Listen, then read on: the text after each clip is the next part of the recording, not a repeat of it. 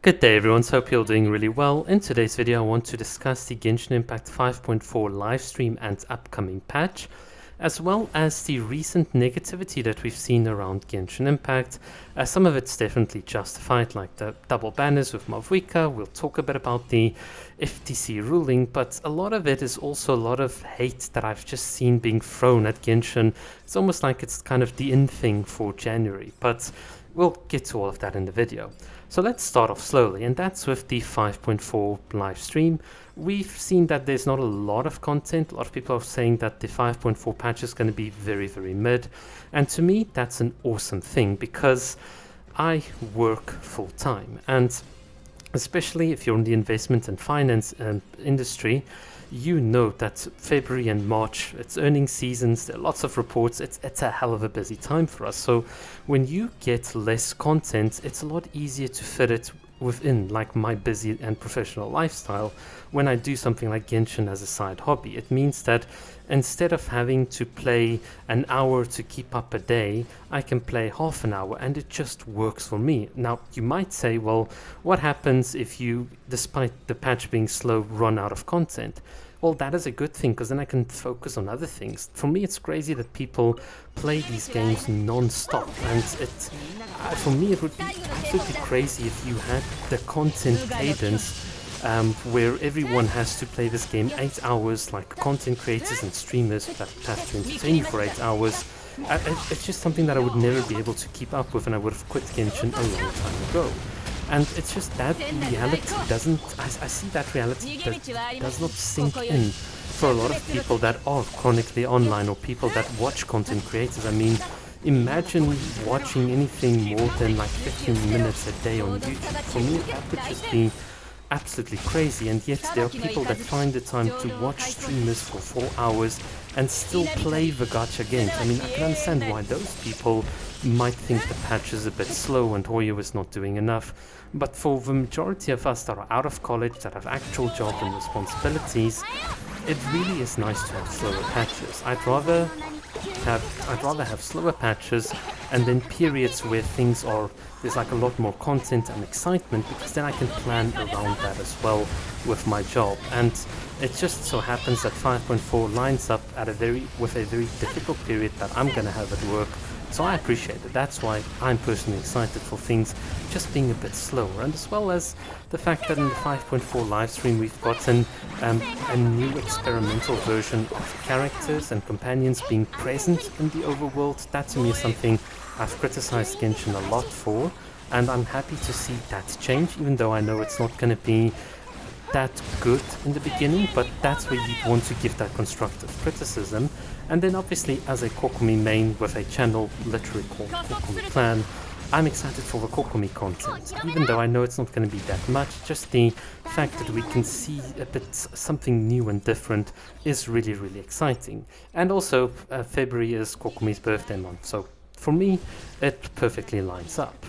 Now yeah, let's get into the more fun part of the video, and that is the recent things that have happened with Genshin and the amount of criticisms people give it. So Genshin Impact has been out, and the popular thing recently is to kind of say how bad Genshin is and how brilliant Withering Waves is, they can do nothing wrong. And for me, the central theme around all of this is that criticisms are often given faithfully and unfaithfully. So let me give you an example. When people say that Genshin Impact is just a Mickey Mouse land and they were promised a nation of war and they didn't get it, that's a type of criticism that's very unfaithful and untrue, because in the game you kind of had the 5.1 Archon quest with lots of war, the overworld has lots of signs of the Abyss invasion, you've had 5.2 where people literally had psychological trauma. In fact, if you did the 5.1 like war section, night war like quest, you saw that if you didn't save some people, they would be permanently deleted after the quest. You would not see those NPCs in your game afterwards. It's like kind of, yeah, it's if you didn't save them, they're dead. To me, that is the embodiment of war. So things like those criticisms against Genshin, I kind of, when what I see in the game is at odds with what people tout online, that's when I know the criticism is done out of malicious intent. But when people make faithful criticisms, in other words, to say, hey, this is the first time we've seen two limited characters debuting on the same time. It's not an extended banner like we've seen in in ZZC. We don't get the rewards during like this big Archon patch. Those are legitimate criticisms because those are things that I can relate to, I can see in the game. It's a common experience, and it is something that really should have been better planned by MiHoYo. They could have at least given us a 10 pull just for the sake of it. Like, give us the normal Lantern Rite stuff, the 20 pull, whatever, but give us another Archon patch pull, or even better, make Mavuika or Citlali available for free without reducing their power. I think that would have been a great move, because Genshin, just like Honkai Star Rail, is going into this power creep phase, and it does feel kind of scummy when you just have to pull on a character, and the Abyss is that much harder to beat. In fact, now you even have an Abyss Blessing here in the background that favors normal attacks with Pyro, which is very Mavuika coded, and me with my C5, where your Mia can't even match the output of Mavuika. So there is a level of criticism that I think is warranted in the Genshin Impact game, but a lot of the criticisms that people put online just doesn't do it faithfully.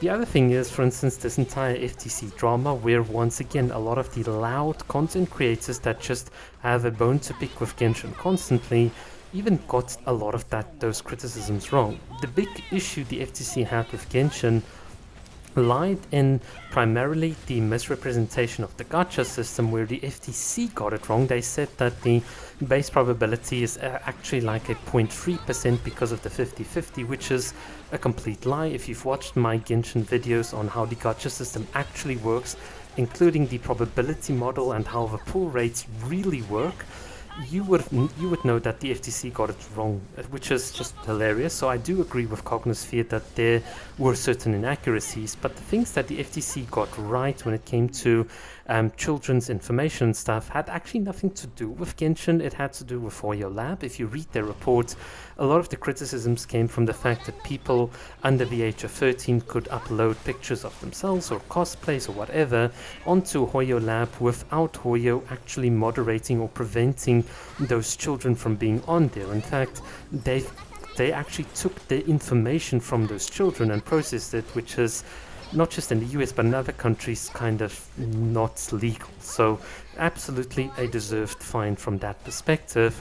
And then just lastly, I mean, obviously Genshin Impact as a gacha game could have done a lot better, giving you an explicit pity count, making sure that you can directly purchase characters. All of these things are things we've spoken about on the channel. They are legitimate and faithful criticisms, and I hope things will change. I hope we can get rid of this stupid gacha, but knowing MiHoYo, they're just going to put in stricter controls that'll make it a bit more difficult for minors, and then they'll just put a bunch of warning labels on it, which is just...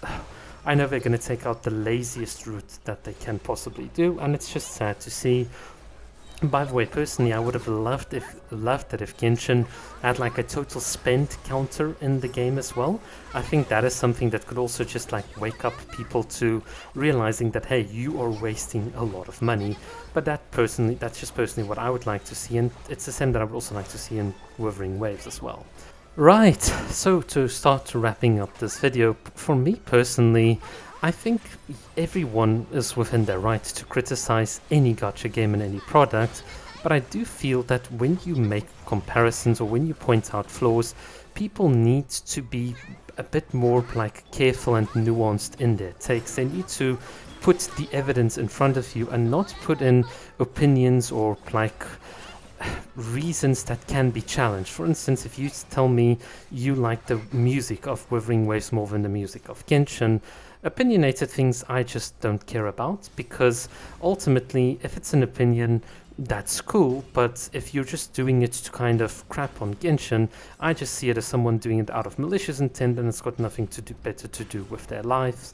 But if you give me genuine criticisms like pointing out, hey, this character has this kind of exploration mechanic, or this is the philosophy in which the game monetizes, this is how the other game does it, and that is genuinely more player friendly, those are things that I think are legitimate, that are criticisms that we can get around. There's something of substance behind them.